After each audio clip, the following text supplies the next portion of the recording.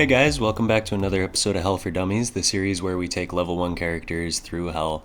We will be covering every single room in Hell over the course of the series, and in this video we will be taking a fighter into what I like to call the Nameless room, or the Champion room. For some reason it's called the Goblin Maze in-game. So let's hop right in. For my perk, I'm going to go ahead and take Weapon Mastery, because that's going to increase our consistency. We're going to be able to use any weapon that we pick up, and that's going to be huge because if we find any ranged weapon, it's going to help our cheese. And for skills, we're just going to go ahead and take the basic default skills, Second Wind and Sprint. So without further ado, let's hop right in. Now, a couple of notes. I am going to be showing my approach to Hell just for posterity, but if you just want to see the Hell strats, go ahead and skip to around the 10-minute mark. This video series is intended for either returning players or new players or people that just want to build confidence in Hell. Wake up, sleepyhead! It's time for school! So because of that, I am going to try to be as informative as possible on my approach and as well as in Hell. Now, this room is really funny. I love spawning here because all you have to do is run in a big circle, and if you like rewind it, you want to learn how to, do this without even drawing your sword, kill every enemy in the room besides the death heads, you can go ahead and rewind.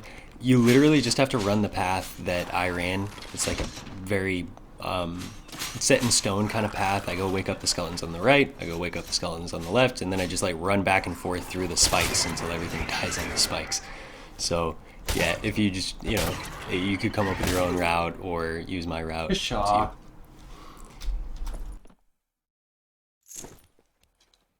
Now, this is also quite the dank spawn because there's like 10 or 12 treasure chests in this room, and as you saw, you can kill everything in the room in under like a minute just by running through the spikes. It's kind of crazy. And then you get to spend the next like 5 minutes just looting the room. I get kind of lucky and I find a pickaxe here in a minute, and I even go ahead and mine some ruby silver and some cobalt, which I never keep these characters, so I really just kind of did it off of habit. But yeah, as looting regular rooms is not the focus of the video, you can skip to the 10-minute mark if you just want to see the Hell strats. It's giving me some sick storm circles in this loot room. Yeah, so a lot of the beginning of this game is just going to be me like looting this room, and I actually get a pretty sick loadout before I even leave the room, which is kind of cool. But I'm going to go ahead and fast forward a minute because that's not really the focus of the video, and kind of gloss over this part.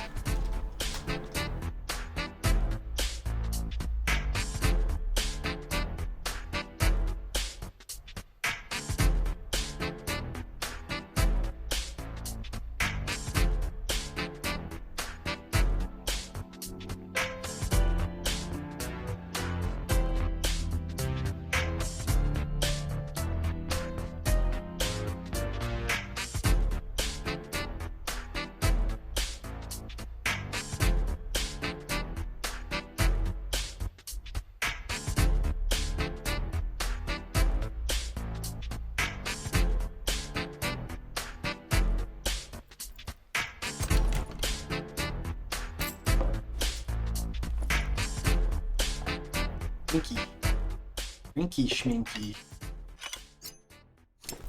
This is worth noting. Right here I'm crouching and putting my face in the side of the chest because that allows me to see if the chest has teeth, because then I know it's a mimic. Just let me loot it up. Okay.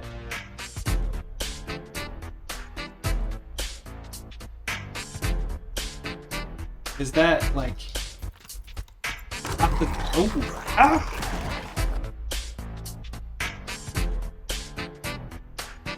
This interesting.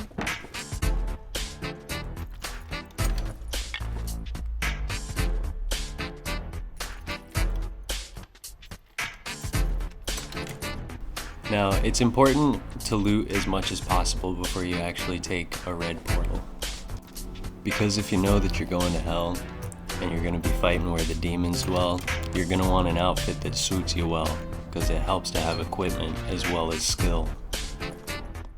Now, this was on live stream, and my previous attempt was actually with a bard, and I made it really close to escaping, but wasn't able to escape because of a skeleton axeman or a nightmare axeman. I call them Thanos snappers.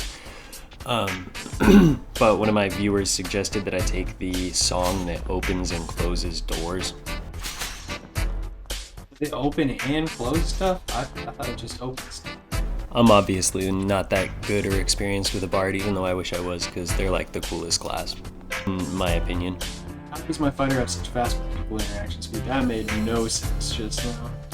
Yeah, I legitimately don't know why my fighter has such magical interaction speed. I know I have some knowledge and some will, but if you have more insight into what governs that, please leave it in the comments. I wonder if knowledge affects your interaction speed.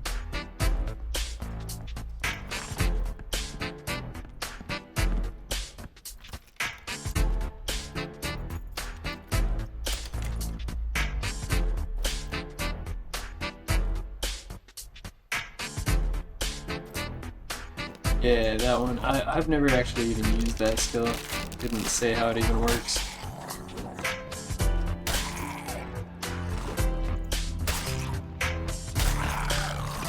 I should say I don't know how it feels to use it.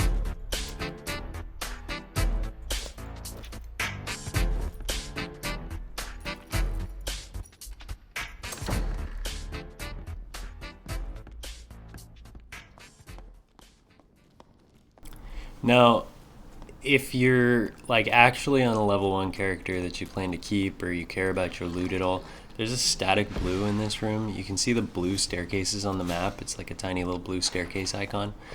And I usually, when I take a hell run, I like to bring like a couple heals with me and stuff, but obviously on a fresh level 1 character we're not going to have any of that. But I think the smarter decision, like if you're not making a YouTube tutorial or whatever, would be to just take that blue, sell a bunch of loot, put your gear away, and buy some heals, and then do a hell run. But, you know, if you're balls to the wall hardcore, then just go ahead and wait it out and get that red. Starting off with a shield is so massive.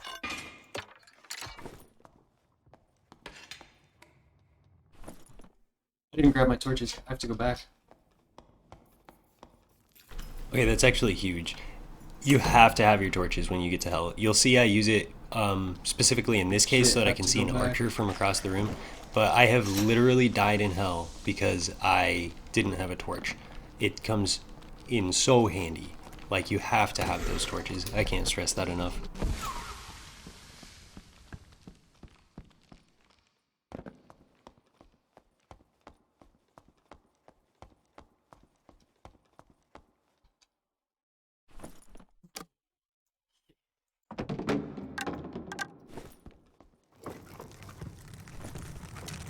Nice. Here we go.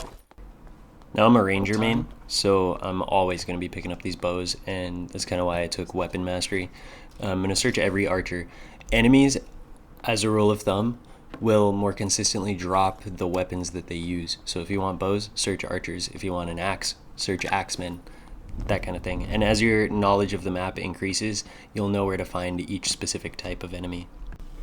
Now, normally I would have spent the time that I had to spend going back to get my torches looking for one of the static reds because that's most consistent, just to go down the staircase. But since I had to go back, I end up having to look for a triple red, and I get kind of lucky and I find one, which is cool. But you will always find a few triple reds in the final couple storm circles.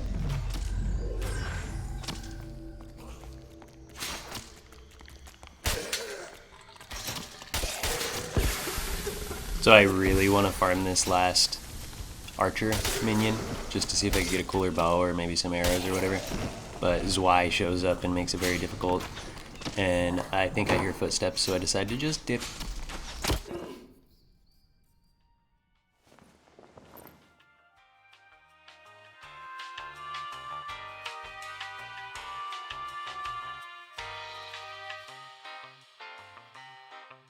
I try to always kill these two dogs right here. It's just a ritual of mine.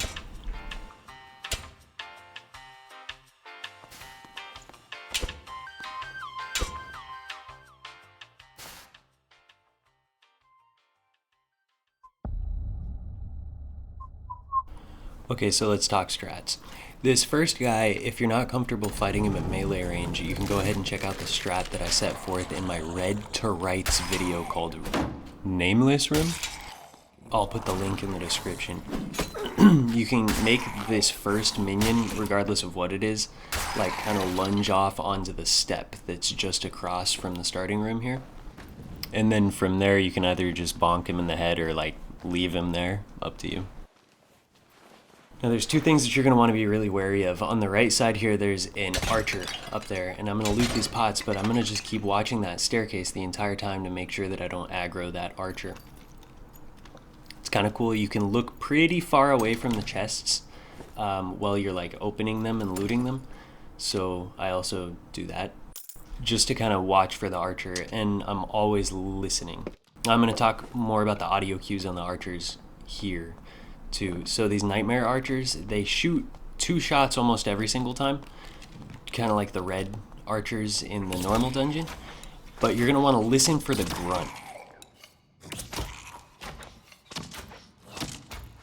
They always grunt before the first and the penetrating headshot. That third shot is actually a lot more brutal. It flies faster, it hits harder, and they always aim for your head. So I would recommend becoming very familiar with what the archer grunts sound like and then instinctively dodging. Longbow. Longbow me up.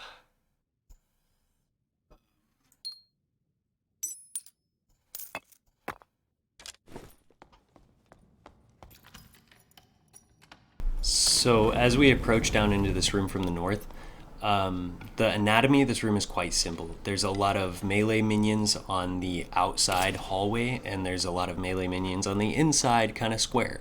But what's really going to make this room hellish, what's going to make it super difficult, is this mummy right here. I wouldn't even recommend trying to fight him. Just trap him in the starting room, because once he starts burping, all of these thin, narrow hallways turn into a complete death trap. And if you're aggroing more minions than you're prepared to deal with at a time, that's a recipe for death.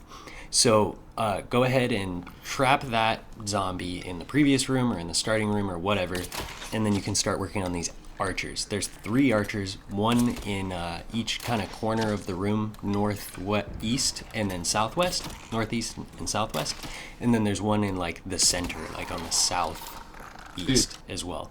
So look for all 3 archers and just kind of like pick your way into the room and draw the aggro of each archer as you progress into the room. And after you take out the archers, it should be easy to just kind of aggro all the melee minions one at a time.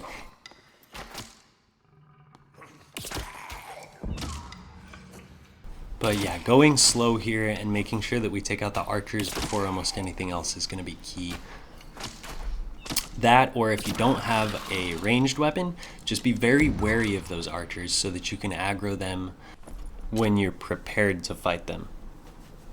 Because the biggest killer in hell is going to be forced into a situation that you weren't expecting or prepared for. Max health. So the intent here too is that I'm like preparing the room for the main cheese, which is to take out the skeleton champion as well as any melee minions that I feel like taking out and just kind of clearing the room out. But the main cheese is going to be like these like slanted kind of towers in the middle of the room. You can jump up onto any one of them and nothing can hit you up there. And I'll showcase that a few times during this little clear.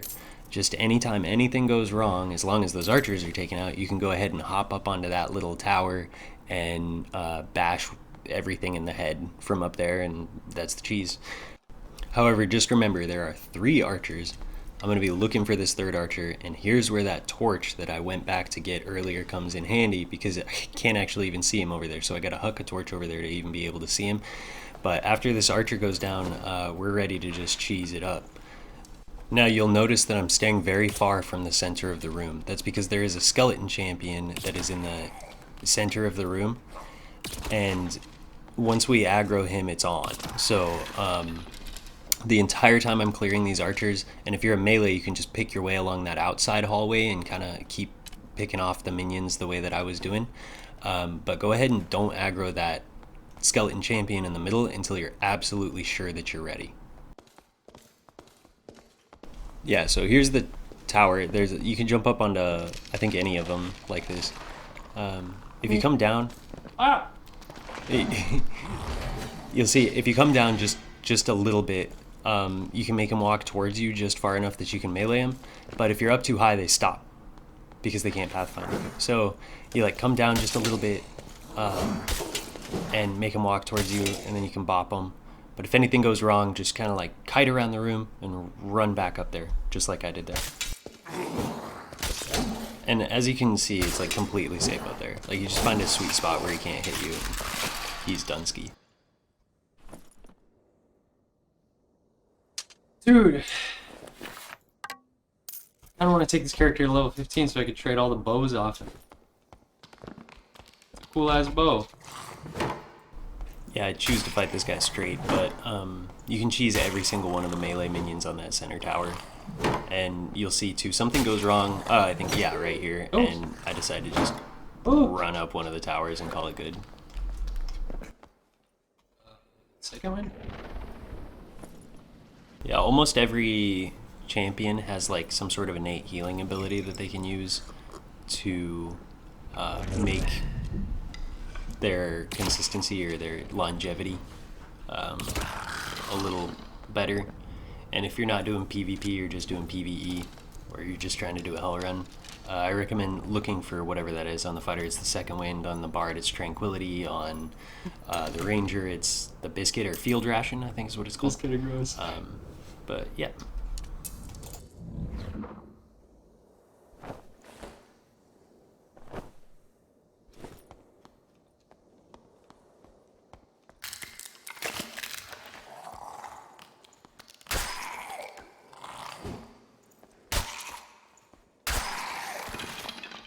True though, like I actually got a full kit going. Besides, I guess rings and stuff. Now, one of my viewers pointed out that I'm completely zero to hero on this one. Like, I almost have a full purple set, and you can too. It's very easy as long as we stay logical, we take it slow, and, you know, we have a little bit of map knowledge, so we can just kind of pick our way along and get the best loot in the game, which is in the Inferno. So, Which is basically my 0 to hero series.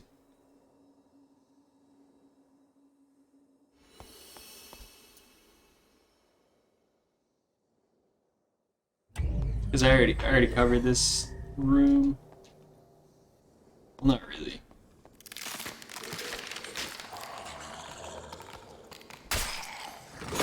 Oh, these guys overhead swing, like, for some reason the Nightmare version, the overhead swing almost always gets me. now this is huge. I'm going to say this in every single one of my tutorial videos, just to drill it into your head, but that electric shield is super dangerous. If you hit the shield itself with any sort of attack, it's going to reflect your damage back at you. Remember, do not hit that shield.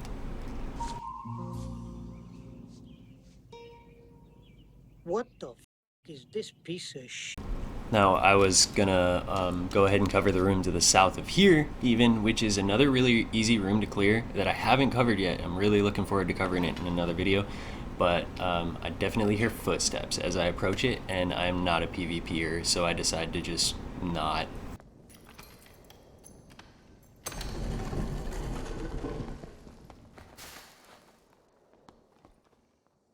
Oh, way over there!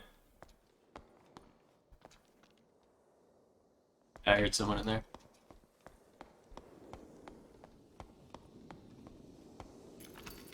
Just gonna boot it up. Yeah, so I guess that's basically it for the Nameless Champion room. If you have any strats that differ from the strats that I've showed here, please go ahead and leave it in the comments below. The more knowledge we can share as a community together, the better we can all get at the game. No doubt. They went silent when they heard my footsteps too. They're just like camping, waiting for me. Yeah, the storm circle in this game is like not scary compared to other games. Like if you already have an open portal, you might as well just like go, you know, loot it up. It doesn't matter as much the tick damage of the storm circle. Yeah, so just like that, with a little bit of logic, a little bit of map knowledge, and a bunch of being careful, we could get 478 AP for our fighter. Almost an entire full purple and blue set, as well as like a ring and a pendant. We even have some extra pocket change, and I mean, I like putting away my sets until I have like 3 full sets, and that way if I'm playing with some competitive peeps, I have some fallback sets just to play with. And we can make a full set like this anytime we want. You know, you just do kind of like a ratty kind of hell run and just escape with as much loot as you want. I opt to sell all my sellables and just buy like a base kit for my fighter and get him kind of set up. And on the next run, if we were going to take him right back to hell, we would have a little bit more consistency. But as you can see, like, yeah, you don't really even need gear in order to do this. So if you learned anything or if you just enjoyed the video, please go ahead and drop a like and a subscribe down below. Just the like helps so massively. If you have any strats that differ from the strats I showed here, please go ahead and leave them in the comments, and we as a community can grow together. I mean, that's a styling little fighter right there. Yeah, I hope to see you all next time, and I hope you all have a lovely day. Thanks for watching.